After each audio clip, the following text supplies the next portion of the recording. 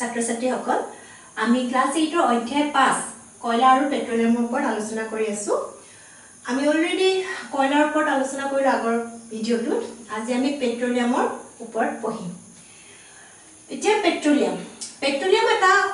কি নিহেখীয় প্ৰাকৃতিক সম্পদ মানে কি যেটো প্ৰাকৃতিক সম্পদ যেটা সম্পদ যেটো এটা সময়ত শেষ হৈ যাব মানে মানুহৰ যেটো অপব্যৱহাৰ কৰে বা মানুহে কম সময়ৰ ভিতৰত বেছিকৈ ব্যৱহাৰ কৰে তেতিয়া এটা সময়ত কি হ'ব এই সম্পদটো পেট্ৰলিয়াম কিন্তু এটা সময়ত শেষ হৈ যাব মানে নিশেষ হৈ যাব পৃথিৱীৰ পৰা নোহোৱা হৈ যাব এটোকে কয় কি নিহেখীয় প্ৰাকৃতিক সম্পদ এতিয়া পেট্ৰলিয়াম বা ক্ৰুড অইল যেটো এটো এটা জীৱাশ্মজাত ইন্ধন মানে জীৱাশ্মজাত ইন্ধন মানে কি যি ইন্ধন তোমাৰ জীৱৰ যেটো অৱশেষ বা মৃত জীৱৰ যেটো অৱশেষ তাৰ পৰা যদি উৎপন্ন হয় বা সৃষ্টি হয় হেনকা ধৰণৰ ইন্ধন বিলাকক কি বুলি কবা জীৱাশ্মজাত ইন্ধন পেট্ৰলিয়াম হৈছে এটা ডাঠ পদাৰ্থ আৰু ই তৈল মানে তেল জাতীয় পদাৰ্থ আৰু এই পেট্ৰলিয়াম যেটো সৃষ্টি হৈছে কেনেকৈ সৃষ্টি হৈছে তোমাৰ সাগৰ জিলাক জীৱ সেই জীৱবিলাক যেতিয়া মৃত হয় জীৱবিলাকে সাগৰৰ তলিত সঞ্চয় হৈ যায় মানে ৰৈ যায় আৰু তাতে বছৰ ধৰি যুগ ধৰি মাটি পুট খায় বা বালি বুকাবিলাক পুট খাই যায় আৰু পুট খোৱাৰ লগে লগে এটা চাপ বা প্ৰেছাৰ পৰে আৰু লগতে তোমাৰ পৃথিৱীৰ যেটো তাপ সেই তাপ আৰু লগতে যেটো প্ৰেছাৰ বা যেটো তাৰ পৰিৱেশ অক্সিজেনহীন বা বায়ুবিহীন যেটো পৰিৱেশ সেই পৰিৱেশত কি হয় লাহে লাহে এই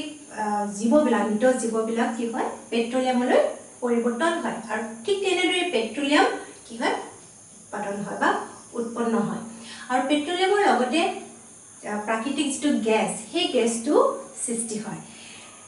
আৰু পেট্ৰলিয়ামৰ প্ৰাকৃতিক গেছ পানীতকৈ পাতল সেই কাৰণে আমি পানীৰ ওপৰত পেট্ৰলিয়াম দেখা পাওঁ চোৱা এটো যদি এটা হিলৰ এই হিলৰ এই অংশটোৰ ওপৰত এই সাপোজ পানী ঠিক ওপৰৰ ভাগত আমি তেল পাম আৰু ঠিক তেলৰ ওপৰত কি পাম আমি গেছটো পাম যেটো প্ৰাকৃতিক গেছ সেই গেছখিনি পাম আৰু তেল আৰু গেছ পৃথিৱীৰ কেনেকৈ তলিৰ পৰা উলিয়ায় কিছুমান পাইপ ড্ৰিল কৰি পেলাই এই তেলবিলাক পৃথিৱীৰ পৰা উলিয়ায় আৰু লগতে গেছ একেনে আমি যিবিলাক পেট্ৰলিয়াম তৈলৰ যিবিলাক খাদ সেই খাদবিলাকত কি হয় যেতিয়া পেট্ৰলিয়াম যেটো বা ক্ৰুড অইলটো যেতিয়া উলিয়ায় ঠিক তাৰ পৰাই আমি প্ৰাকৃতিক যেটো গেছ সেই প্ৰাকৃতিক গেছটো আমি তাৰ পৰাই পাব পাৰো এতিয়া তৈলৰ যেটো খাদ প্ৰথমতে কি আমেৰিকাত 1859 ত আৱিষ্কাৰ হৈছিল আৰু আমি সবেই জানো যে অসমৰ লগতে আমাৰ ভাৰতবৰ্ষৰ তেলৰ কি কেবাটাও তেলৰ খাদ আছে তোমাৰ গুজৰাটতো আছে মহাৰাষ্ট্ৰ ৰাজস্থান বিভিন্ন ধৰণৰ আৰু অসমতো ডিগবৈতো বহুতো তেলৰ খাদ আছে আৰু বহুত পেট্ৰলিয়াম কি হয় আমি সেই খাদবিলাকৰ বা তেলৰ খাদবিলাকৰ পৰা আমি আহৰণ কৰিব পাৰো বা অলৰেডি আহৰণ কৰি আহিছে এটা পেট্ৰলিয়ামত বহুতো উপাদানেৰে গঠিত বা বহুতো পদাৰ্থৰ মিশ্ৰণ পেট্ৰলিয়াম আৰু এই পদাৰ্থবিলাক তোমালোকে সবে চিনি পোৱা যেটা পেট্ৰল ডিজেল কেৰাচিন এইবিলাক আৰু এই পদাৰ্থবিলাক পৃথক কৰিবৰ কাৰণে শোধনাগাৰে এই পেট্ৰলিয়ামৰ পৰা এই উপাদান হ'ব বা এই পদাৰ্থবিলাক কি হ'ব সেপাৰেট কৰি দিব বা পৃথক কৰি দিব আৰু পৃথক কৰাৰ লগে লগে আমি তাৰ সেই উপাদানবিলাকৰ পৰা আমি কিছুমান ব্যৱহাৰ আমি কৰিব পাৰো আৰু ইয়াৰ ব্যৱহাৰবিলাক তোমালোকে প্ৰায় জানাই তথাপি মই কৈ দিছো প্ৰথমটো হ'ল তৰলীকৃত পেট্ৰলিয়াম গেছ বা এলপিজি গেছ যেটো সাধাৰণতে আমি ভাত ৰান্ধিবৰ কাৰণে বা কিচেনত ব্যৱহাৰ কৰোঁ যেটো সিলিন্ডাৰ গেছ সোমাই থাকে এটো এলপিজি গেছ বুলি কয় আৰু ইন্ধন হিচাপে আমি ব্যৱহাৰ কৰোঁ নেক্সট টু পেট্ৰল জানা তোমালোকে পেট্ৰল মটৰ গাড়ী চাৰিবিলাকত পেট্ৰল ব্যৱহাৰ উৰাজাহাজত পেট্ৰল ব্যৱহাৰ ইন্ধন হিচাপে ফুয়েল হিচাপে লগতে অজল ধৰণৰ দ্ৰব্য তাৰমানে যে ড্ৰাই ক্লিনিং কৰিবৰ কাৰণে পেট্ৰল ব্যৱহাৰ কৰা হয় কেৰাচিন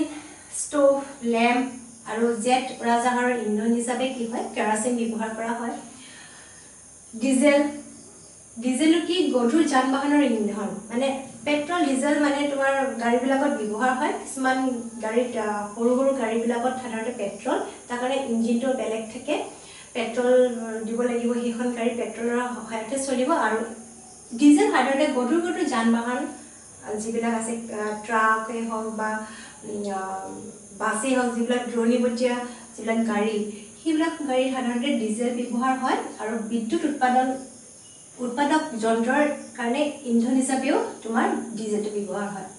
পিষ্টিলক যিটো লুব্ৰিকেণ্ট পিছল কৰিবৰ কাৰণে কিছুমান যন্ত্ৰপাতি টান হ'লে মানে আমি পিষ্টিলক দিওঁ গ্ৰীজ ধৰাৰ লগে কি হ'ব এইটো স্মুথ হৈ যায়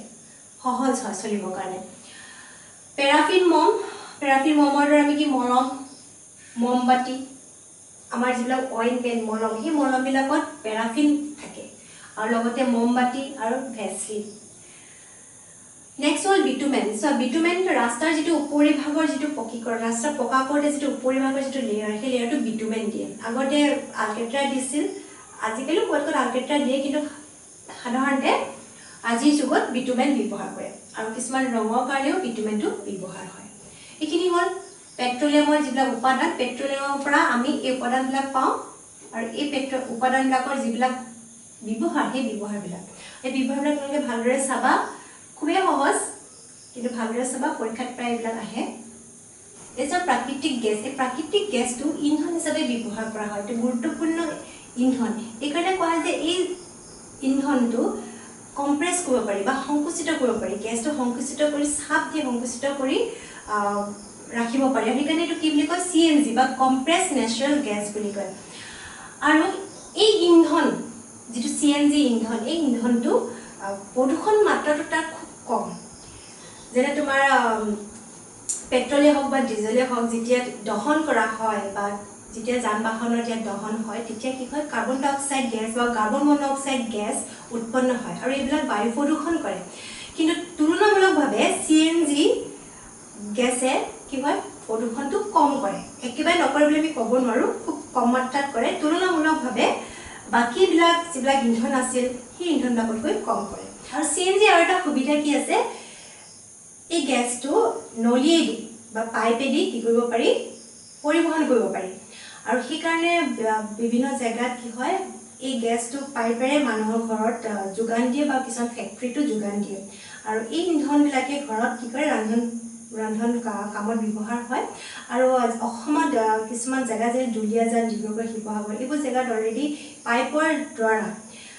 CNG গেছ মানুহৰ ঘৰত কি কৰি আহিছে যোগান ধৰি আহিছে নেক্সট হোৱা কিছুমান প্ৰাকৃতিক সম্পদ সীমিত এটা কোনবিলাক প্ৰাকৃতিক সম্পদ সীমিত যোনবিলাক কি নিশেষীয় প্ৰাকৃতিক সম্পদ যেনে তোমাৰ জীৱাশ্ম ইন্ধন আমি কি পাইছিলোঁ কয়লা পাইছিলোঁ পেট্ৰলিয়াম আৰু প্ৰাকৃতিক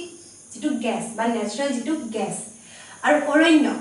জীৱ জন্তুকে ধৰি যিবিলাক উদ্ভিদ গছ গছনি আছে এই সকলোবিলাক হ'ল কি সীমিত আৰু খনিজ পদাৰ্থ মাটিত যিবিলাক খনিজ পদাৰ্থ আছে বা আমি সাৰ বুলি ক'ব পাৰোঁ সেইবিলাক হ'ল সীমিত এটা সময়ত বা বেছিকৈ যদি ব্যৱহাৰ কৰি থাকোঁ সেইখিনি শেষ হৈ যাব আৰু এই প্ৰাকৃতিক সম্পদবিলাক হ'বৰ কাৰণে নিযুত বছৰ লাগে আৰু ইয়াৰ আৰু খুব কেইখনমান বছৰলৈহে এইবিলাক বস্তু আমি ব্যৱহাৰ কৰিব পাৰিম আৰু যদি আমি অপব্যৱহাৰ কৰোঁ বা খুব বেছিকৈ যদি ব্যৱহাৰ কৰোঁ আৰু বেছি দিনলৈ এই প্ৰাকৃতিক সম্পদবিলাক নাথাকিব আৰু যিটো ফিউচাৰ জেনেৰেশ্যন আমাৰ ফিউচাৰত এইবিলাক ব্যৱহাৰ একেবাৰে কৰিব নোৱাৰিব বা ফিউচাৰ জেনেৰেশ্যন এইবিলাকৰ ব্যৱহাৰ কৰিবলৈ একো নাথাকিবগৈ এইখিনি শেষ হৈ যাব আৰু এই সম্পদবিলাক সেইকাৰণে কি কৰিব লাগে এটা সীমিততহে আমি ব্যৱহাৰ কৰিব লাগে আৰু এটা কথা এই যিবিলাক প্ৰাকৃতিক সম্পদ যেনে জীৱাশ্ম ইন্ধন এই ইন্ধনবিলাকৰ দহনৰ ফলত কি হয় যিটো আমাৰ বায়ুমণ্ডল এই বায়ুমণ্ডলৰ উষ্ণতাটো মানে টেম্পাৰেচাৰটো ৰাইজ হৈ গৈছে যিটো আমি গোলকীয় উষ্ণতা বুলি কওঁ আৰু বায়ু প্ৰদূষণ হৈছে কাৰ্বন মনোক্সাইড গেছ বা কাৰ্বন ডাই অক্সাইড গেছ এই ইন্ধনবিলাক যেতিয়া দহন কৰা হয় তেতিয়া এই গেছবিলাক কি হয় বায়ুত মিলি যায় বা বায়ু প্ৰদূষণটো সৃষ্টি কৰে আনহাতেদি আমি এই জীৱাশ্ম ইন্ধন বা পেট্ৰল ডিজেল এইবিলাক যদি আমি ব্যৱহাৰ নকৰি পেলাই কিছুমান যিবিলাক অনিশেষীয় যিবিলাক প্ৰাকৃতিক সম্পদ আছিল যেনে পানী বায়ু এইবিলাকৰ পৰা যদি আমি যিবিলাক বায়োগেছ ব্যৱহাৰ কৰোঁ বা উইণ্ড মিল বা বতাহৰ যিবিলাক উইণ্ড মিল সেইবিলাকেদি আমি যদি বিদ্যুৎ তৈয়াৰ কৰোঁ এইবিলাক যদি বিদ্যুৎ তৈয়াৰ কৰিব পাৰি তেতিয়াহ'লে ক্লাছ বোধহয় 10ত ডিটেইলছ পাবা সেইবিলাক এই জীৱাশ্ম ইন্ধন ব্যৱহাৰ নকৰি যদি আমি সেই অনিশেষীয় যিবিলাক প্ৰাকৃতিক সম্পদ সেই সম্পদৰ পৰা যদি আমি ইন্ধনবিলাক ব্যৱহাৰ কৰা ষ্টাৰ্ট কৰোঁ তেতিয়া কি হ'ব এই জীৱাশ্ম ইন্ধনবিলাক কি হ'ব তাৰ হেৰিবিলাক শেষ হৈ নাযাব সোনকালে শেষ হৈ নাযাব আৰু ফিউচাৰ জেনেৰেশ্যনৰ এইবিলাকৰ ইউজ কৰিব পাৰিব বা ব্যৱহাৰ কৰিব পাৰিব আৰু এই জীৱাশ্ম ইন্ধন আমি ইয়াৰ ব্যৱহাৰটো কমাবৰ কাৰণে কি কৰিছে কিছুমান নিয়ম আমি মানি চলিব লাগে যেনে গাড়ী চলাওঁতে কি কৰে আমি এটা স্পীডত এটা মধ্যম স্পীডতে চলাব লাগে বহুতে ভাবে কি বহুত হাই স্পীডত বহুত স্পীডত চলালে মানে কি হয় তেলটো কম খায় এটা একচুৱেলি ৰং কনচেপ্ট আমি 60 km/h যদি চলাওঁ বা এটা হেতু হাৰতে যদি চলাই নিও তেতিয়া কি হয় তাৰ তেলটো কম খায় বা কেতিয়াবা যে তোমালোকে ট্ৰেফিক লাইটত বা ৰেলৰ ক্ৰছিঙত যদি ৰ'ব লগা হয় তেতিয়া ষ্টাৰ্ট বন্ধ কৰিব লাগে কাৰণ ষ্টাৰ্ট যদি গাড়ীখন অন হৈ থাকে তেতিয়াও ইনে অবাবতে কি হয় তেলটো পুৰে আৰু সেইকাৰণে আমি পাইছোঁ বুলিয়ে যধে মধে ব্যৱহাৰ কৰিব লাগে এই ইন্ধনবিলাক আমি কমাই ব্যৱহাৰ কৰিব লাগে যিমান পাৰোঁ আমি হেৰি জেগাত ওচৰৰ জেগাত খোজকাঢ়ি বা চাইকেল চলাই যাব লাগে এনেকুৱা নহয় যে গাড়ীখনেই নিব লাগিব আৰু এইবিলাক যদি আমি কমাই নিওঁ তেন্তে কি ইয়াৰ ব্যৱহাৰবিলাক কমি যাব প্ৰত্যেকে যদি আমি কমাই নিওঁ প্ৰত্যেকে কমাই দিলে বহুতখিনি কি হ'ব এই ইন্ধনবিলাক বা এই যিবিলাক অইল এই পেট্ৰলিয়ামে হওক বা প্ৰাকৃতিক গেছবিলাকেই হওক তেতিয়া আমাৰ যিটো হাৰ সেই হাৰটো কমি যাব ব্যৱহাৰ হাৰটো কমি যাব আৰু প্ৰকৃতিত এইবিলাক বস্তু থাকি যাব আৰু যিবিলাক ফিউচাৰ জেনেৰেশ্যন বা আমাৰ ফিউচাৰ যিবিলাক সঠিক সন্ততিবিলাকে কি কৰিব ইন্ধনবিলাক ব্যৱহাৰ কৰিব পাৰিব এইখিনিয়ে হ'ল চেপ্টাৰটোৰ মেইন বিষয়বস্তু আমি কয়লাৰ বিষয়ে পঢ়িলোঁ প্ৰথমটো ভিডিঅ' তোমালোকে যদি চোৱা নাই ইয়াৰ আগতে আমি ভিডিঅ' কৰিলোঁ যিটো কয়লাৰ ওপৰত আমি আলোচনা কৰিলোঁ এইটো ভিডিঅ'টো চাব পাৰা আৰু লগতে এই ভিডিঅ'টোত আমি বিশেষভাৱে পেট্ৰলিয়াম আৰু প্ৰাকৃতিক গেছৰ ওপৰত আলোচনা কৰিলোঁ আৰু তোমালোকে যদি ভিডিঅ'টো ভাল পাইছা লাইক কৰিবা আৰু ছাবস্ক্ৰাইব কৰিবা যাতে তোমালোকে পিছৰ ভিডিঅ'বিলাক যেতিয়া আপলোড হয় তেতিয়া লগে লগে তোমালোকে নটিফিকেশ্যন পোৱা